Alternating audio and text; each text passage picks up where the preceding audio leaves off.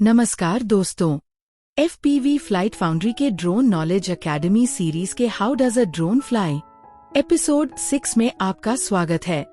अगर आप एपिसोड 1 से एपिसोड 5 तक की जर्नी कंप्लीट कर चुके हैं तो सबसे पहले आपको बहुत बहुत बधाई।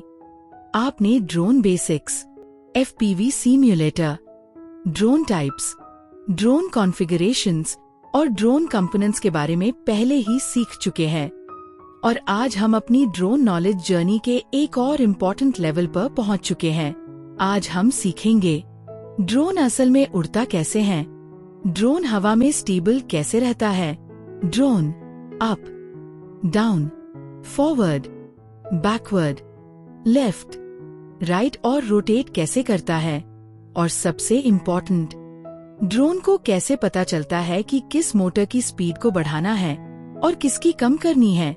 तो चलिए, टेक ऑफ की परमिशन मिल चुकी है।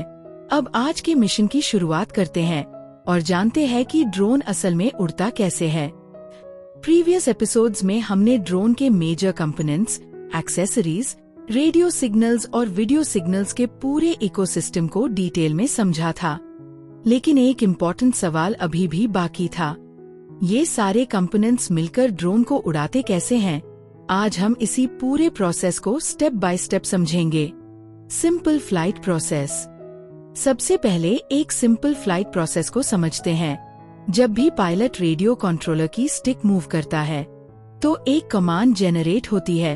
ये कमांड रेडियो सिग्नल के थ्रू ड्रोन के रिसीवर तक पहुंचती है।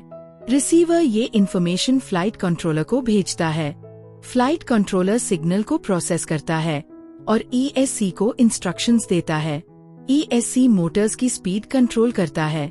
मोटर्स प्रोपेलर्स को घुमाते हैं और प्रोपेलर्स लिफ्ट जेनरेट करते हैं। इसी प्रोसेस की वजह से ड्रोन हवा में उड़ पाता है। सिंपल लगता है ना? लेकिन इसके पीछे का साइंस काफी इंटरेस्टिंग है। 4 फोर्सेस ऑफ फ्लाइट। ड्रोन की फ्लाइट को समझने के लिए हमें 4 इम्पोर्टेंट फोर्सेस समझनी होंगी। लिफ्ट, वेट, थ्रस्ट और ड्रैग। लिफ्ट ड्रोन को ऊपर उठाती है। वेट ग्रेविटी की वजह से ड्रोन को नीचे खींचता है। थ्रस्ट ड्रोन को मूवमेंट देता है और ड्रैग हवा का रेजिस्टेंस होता है जो ड्रोन की मूवमेंट का विरोध करता है। ड्रोन की पूरी फ्लाइट इन 4 फोर्सेस के बैलेंस पर डिपेंड करती है। Ascend, pop movement. अब देखते हैं ड्रोन ऊपर कैसे उठता है। जब भी ड्रोन के सभी मोटर्स एक साथ फास्ट घूमते हैं, 2 प्रोपेलर्स हवा को ज्यादा फोर्स से नीचे पुश करते हैं और रिएक्शन फोर्स ड्रोन को ऊपर की तरफ लिफ्ट देती है। रिजल्ट, ड्रोन हवा में ऊपर उठने लगता है। अगर मोटर्स और फास्ट घूमे तो ड्रोन और ऊपर जाएगा। Descend, down movement. और अगर मोटर्स की स्पीड कम कर दी जाए तो लिफ्ट कम हो जाएगी और ड्रोन धीरे धीरे नीचे आने लगेगा। इसी प्रिंसिपल की वजह से ड्रोन अप और डाउन मूवमेंट करता है। हावरिंग। अब बात करते हैं होवर की। होवर का मतलब है ड्रोन एक ही जगह पर स्टेबल रहना, ना ऊपर, ना नीचे, ना आगे, ना पीछे। इस सिचुएशन में लिफ्ट और वेट लगभग बैलेंस में होते हैं और ड्रोन हवा में स्टेबल रहता है। इसी कंडीशन को हावरिंग कहते हैं। Forward movement. अब समझते हैं ड्रोन आगे कैसे जाता है। इस डायग्राम को ध्यान से देखिए। जब भी रियर साइड के मोटर्स कंपैरेटिवली ज्यादा थ्रस्ट जेनरेट करते हैं और फ्रंट साइड के मोटर्स कंपैरेटिवली कम थ्रस्ट जेनरेट करते हैं तो ड्रोन आगे की तरफ टिल्ट यानी झुकता है।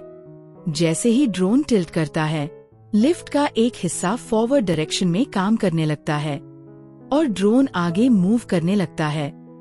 Backward movement. इसी प्रिंसिपल को उल्टा कर दीजिए। अगर फ्रंट साइड कंपैरेटिवली ज्यादा थ्रस्ट जेनरेट करें तो ड्रोन बैकवर्ड टिल्ट करेगा और पीछे मूव करेगा। Right movement. अगर ड्रोन को राइट मूव करना है तो लेफ्ट साइड के मोटर्स कंपैरेटिवली ज्यादा थ्रस्ट जेनरेट करेंगे। ड्रोन राइट साइड टिल्ट करेगा और राइट मूव करेगा। Left movement. इसी तरह अगर राइट साइड के मोटर्स कंपैरेटिवली ज्यादा थ्रस्ट जेनरेट करें तो ड्रोन लेफ्ट साइड टिल्ट करेगा और लेफ्ट मूव करेगा। Your rotation. अब आते हैं ड्रोन की सबसे इंटरेस्टिंग मूवमेंट पर। यो का मतलब है ड्रोन अपनी जगह पर लेफ्ट या राइट रोटेट करे, बिल्कुल वैसे ही जैसे आप अपना सर लेफ्ट या राइट घुमाते हैं। एक स्टैंडर्ड क्वाडकॉप्टर में 4 मोटर्स होते हैं। इनमें से 2 मोटर्स क्लॉकवाइज डायरेक्शन में रोटेट करते हैं, यानी आगे का लेफ्ट मोटर और पीछे का राइट मोटर, और 2 मोटर्स काउंटर क्लॉकवाइज डायरेक्शन में रोटेट करते हैं, यानी आगे का राइट मोटर और पीछे का लेफ्ट मोटर।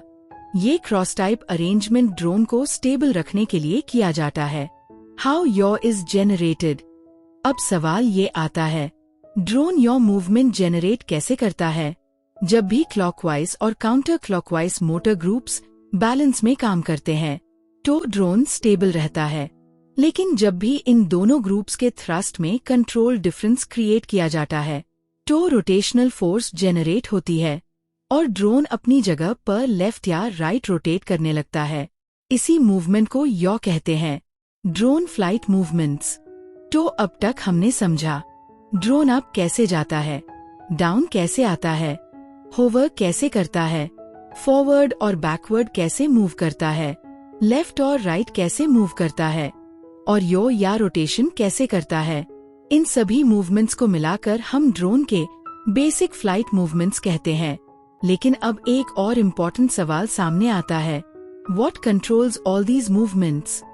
जब भी हवा का झोंका आता है, जब भी ड्रोन टिल्ट हो जाता है, या जब भी पायलट स्टिक मूव करता है, तो ड्रोन को कैसे पता चलता है कि किस मोटर की स्पीड बढ़ाना है, किस मोटर की स्पीड कम करनी है? कौन हर सेकंड में ये कैलकुलेशंस करता है और कौन ड्रोन को स्टेबल रखता है? इसी सवाल का जवाब है the flight controller. Flight controller drone का ब्रेन। फ्लाइट कंट्रोलर पायलट के कमांड्स को समझता है, सेंसर्स का डेटा रीड करता है, ड्रोन की पोजीशन और मूवमेंट को मॉनिटर करता है और ESC को इंस्ट्रक्शंस भेजता है, जिसकी वजह से ड्रोन स्टेबल और कंट्रोल्ड फ्लाइट कर पाता है। What's inside the flight controller? लेकिन फ्लाइट कंट्रोलर के अंदर होता क्या है? जायरोस्कोप क्या करता है? एक्सेलेरोमीटर का रोल क्या है? फ्लाइट कंट्रोलर मोटर्स को कंट्रोल कैसे करता है और ड्रोन का बैलेंस कैसे मेंटेन करता है? ये सब हम डिटेल में सीखेंगे ड्रोन नॉलेज एकेडमी के अगले एपिसोड में, जहां हम फ्लाइट कंट्रोलर को स्टेप बाय स्टेप समझेंगे। तो अगर आप ड्रोन नॉलेज जर्नी का अगला लेवल अनलॉक करना चाहते हैं तो एपिसोड 7 मिस ना करिएगा। अगर आपको ये सीरीज पसंद आ रही है तो FPV फ्लाइट फाउंड्री को सब्सक्राइब करना मत भूलिए, और अगर आपके दिल में ड्रोन से जुड़े कोई सवाल है तो हमें कमेंट्स में जरूर बताइए, और स्मार्टली फ्लाई करते रहिए। हैप्पी फ्लाइंग, सेफ फ्लाइंग, और थैंक यू फॉर वॉचिंग।